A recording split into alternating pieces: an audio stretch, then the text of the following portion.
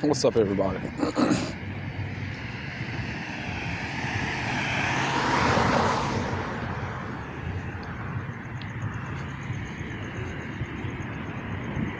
$1:00 in the morning, walking home from work. Not training today. Just gonna go take a shower and going home. But let's talk about something. So today I get to work, and one of the homeless guys that roam the area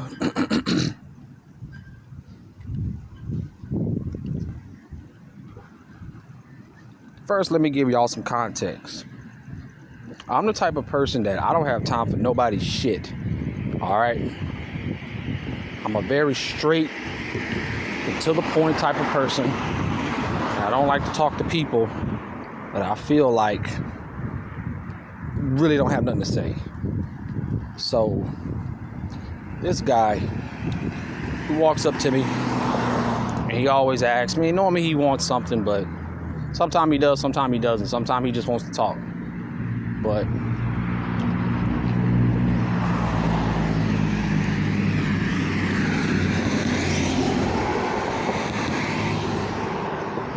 he walks up to me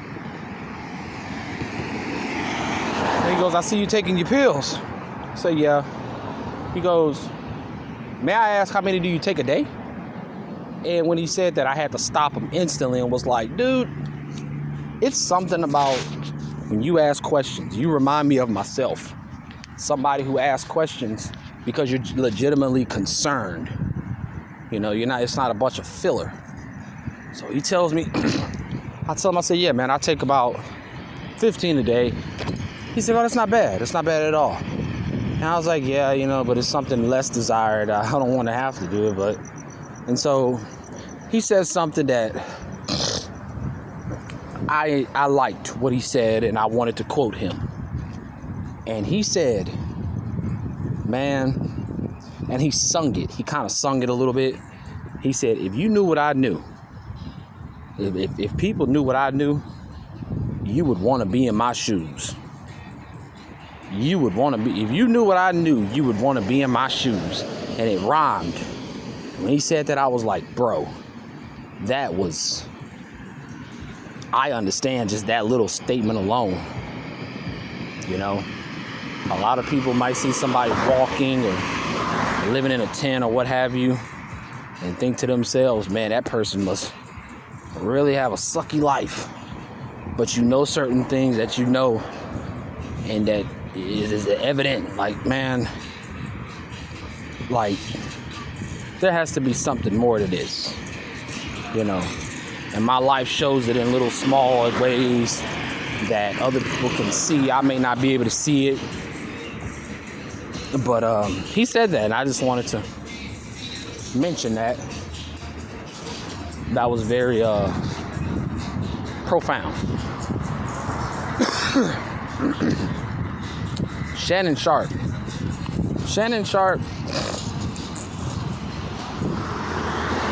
I don't feel sorry for this guy at all. Of course, there seems like every time something, what it was alleged that Shannon Sharpe was about to sign a name on a big deal, big contract, and this is what they do to black men, almost to see if you're worthy to make that type of money, where they coordinate some type of scandal. A black woman, white woman, whatever, but the victim is normally black and a male. Shannon Sharpe, I don't know what it's like in that world with money and prominence and stuff like that, but I see chicks that are well older than me that I would love to take out on a date, let alone all the different shit that was exposed between you two, making her crawl like a dog and If you haven't heard that he was saying that he was going to choke the shit out of her when he saw her. Now, I don't know if that's like black folk tongue-in-cheek talk, like, good, if you don't get out of my face, I'm going to slap the shit out of you. I don't know if it's that, or I don't know if it's, yeah, if I do this to you, in my world, this won't be seen as as domestic violence or whatever. It'll just be seen as freaky. So I don't know what the hell y'all got going on there, but apparently you kind of, I guess, ran out of options or whatever. Monique told you need to have you a plus size woman that's butt ass naked making you a pound cake. I mean, and then the chick that, the Gabby, the chick that you being accused of doing these things with, she's so average. The hell you see in her? Again, it's like you guys, and I say you guys because it's like the league and a lot of you sports personalities on TV. It's like y'all all dating the same pool. Like y'all all go to this office or something and just print out some little basic Instagram model with like lip jobs. It's just like, what the hell were you guys thinking, man? I don't understand. But Shannon Sharpe, you getting what you deserve for not keeping your nose clean. In other news, I'm up here at work and I'm working with the young man George that I told y'all about from Cameroon. He has an accent and all of this other stuff, but he's a young guy that had took on the manager position up there at the job. And this guy asked me a lot of questions, man, and it really does take me outside of the matrix when I hear a good question being asked. I explained that in the beginning of the video, talking about the homeless guy, where when people ask me them type of questions, or I really do, because here it is, I'm someone, I love information. If there's something I don't know, if I could ask somebody advice on something and know that I can get sound advice, and I'm going to ask you, you know what I mean? I'm going to ask you, hey, how do you do that? I don't know how to do this, So when George asked me, he said, hey, man, I told y'all, he occasionally asks for my advice on how he should handle a lot of these situations. This is the same kid that I had a conversation with about female pastors, where he explained, like, hey, man, look, I want to ask you this because I have an opinion, but I'm being told something different at my house. Can women be pastors? And I said, no, no. And he was like, well, my mom's a pastor. What would you say to that? I said, your mom is out of place and out of order.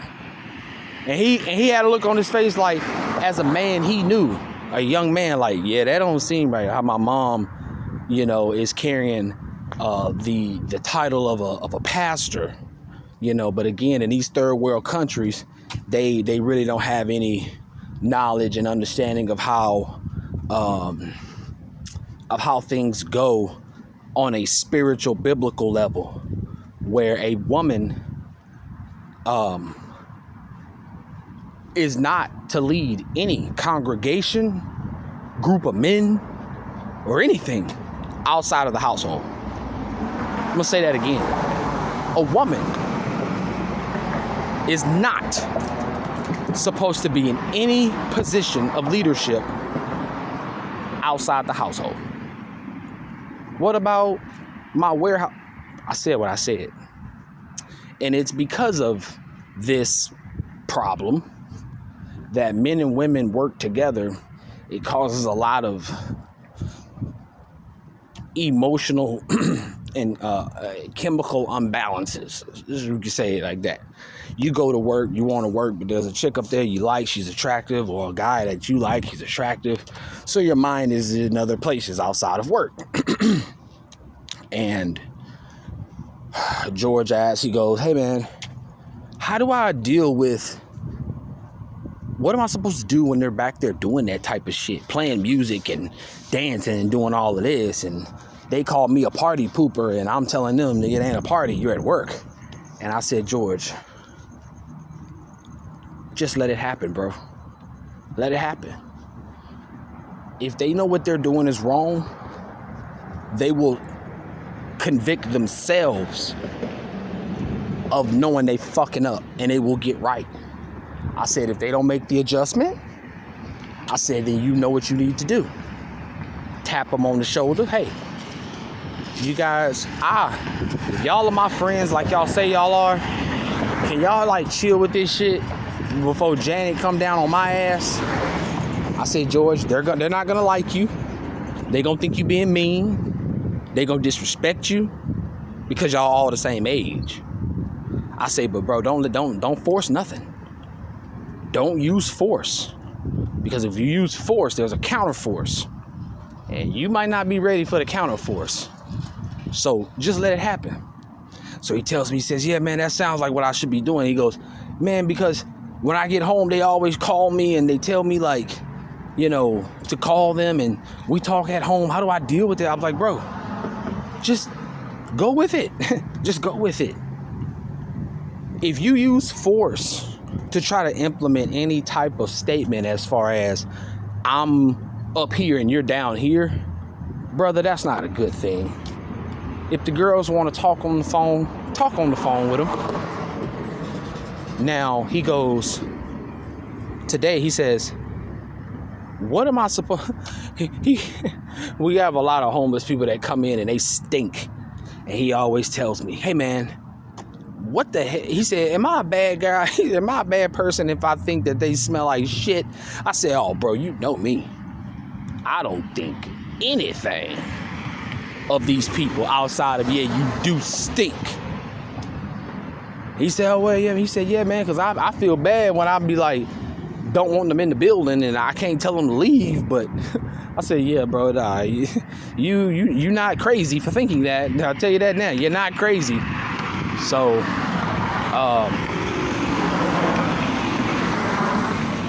he asked today, how did I think he did? And I was like, bro, I said, things are, you know, and this is how I know that I'm a spiritual person and God works through me, is because when these people are asking questions, instantly it seems like an answer is then installed in me instead of me needing time to think on it.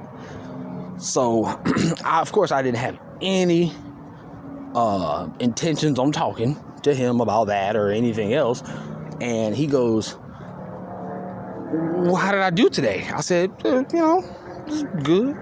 But I said, brother, let me explain something to you. And I said, I went into my comedy bit where if any of y'all heard what I said, I'll try to say it here now, where y'all get a gist of how funny I am in real life, man. And I just call it for what it is, where I told him that if you ever seen the movie Hustle and Flow, I said there's a white girl in the movie who's being belittled and bullied by all the black chicks.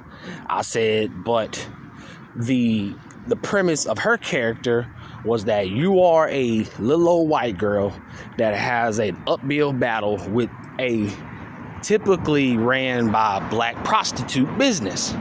So this is where the white girl's in charge, and she has her little Memphis slang and all of that. And I told George, I said, George, when you hear her say stuff like, George, I ain't about to make that goddamn thing. Y'all, you need to shut your damn mouth, okay? Because y'all ain't even... He busted out laughing, and I was like, yeah, I know it's funny. I know it's funny. Trust me. I know you're getting a kick out of this shit, but, you know, I said, brother, it's not something that's bad. I said, she'll grow out of it. I said, us as niggas, we have that type of influence on other races, period. They want to be us. Even the white girls, they want big lips, big butts.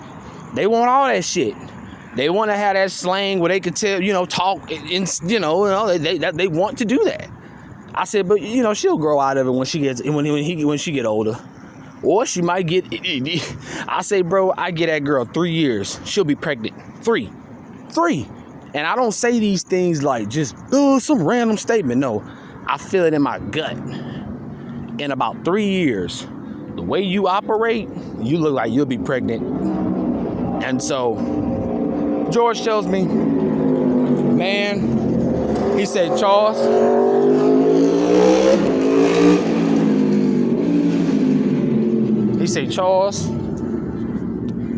I like her. I say, what you say? He said, I like her. I said, there's nothing wrong with that, brother. Like, there's nothing wrong with that.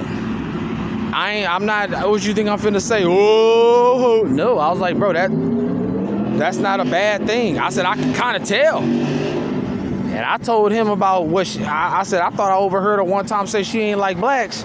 And he was like, nah, bro. He said, it's the opposite. He said, that's all she like is blacks. He said, she didn't show me pictures and stuff like that. And he tell her, I don't care. I don't care. I told him, I said, bro, you're a charming man, young man. You're a charm. You have that charm. I can see it. I see it in you. Anybody who make me laugh for real, you a funny motherfucker. And I like you. If you can legitimately make me laugh, he'll walk up to me. So, Mr. Charles, are you starting to see my muscles? I'm like, you little nigga, get the fuck away from me. Yeah, he'd be like, what? I drop to the ground and I do my push-ups and my sit-ups, and he just, that's how he sound when he say it, man. He a young nigga and he make me laugh, just his accent, but what he's saying behind the accent is very funny. So he makes me laugh a lot of times. And it is a legitimate tickling, when he says that shit. I'm not just bluffing. He really does make me laugh. So he asked me, he says, hey man, I like her and everything, but what am I supposed to do with that? And I was like, well, nigga, you bang her. And he busts out laughing, but I'm like, what's funny? And he's like, no, I get what you mean. Like, you know what I'm saying? Like, I don't want to date her or anything like that. I was like, yeah, bro, that girl gonna give you a hard time. I said, that girl gonna give you a hard time, bro. You don't want nothing to do with that as far as in the dating category. And then, of course, for my brothers and my sisters out there, y'all know I had to drop the jewel on them. I said, hey, man, that's called bunny hopping, right? He said, what is bunny hopping? I said, oh, you don't know what bunny hopping is, huh? I said, well, let me explain this to you. You get with these white women, my nigga. It's something on the inside of us that they don't have in them. So when certain things come about in our lives as black men, I don't give a fuck if you grew up in the whitest of the whitest communities, bro. There's something hereditarily different there, where a lot of things y'all are not gonna see eye to eye on. You're just not. And she gonna be your woman, but she's not gonna see things the way you see it. You're not gonna see things the way she sees it. When you are dating, it's best to stay within your own race. Now look at here. If you want to take a walk on the wild side and pop you a bunny, a snow bunny or two, I ain't got no problem. I ain't got a problem with sharing the ride with all different type of females. But when you talk about trying to get into a relationship, bro, don't you do that. Don't you do that. I said, she sees what she says. I said, she looks at Caesar, how, Caesar got all the jewelry on and shit, but she looking at Caesar like, why the fuck are you still here? And you coming in here with gold chains on and shit. And then she look at George, and George is like, nigga, I'm 18 years old, 19. I'm in school. He could buy a car. He was like, well, what's the point? Everywhere I go is within walking distance. So she look at George like, I say, George, that's that Caucasian eye looking at you when she looking at you.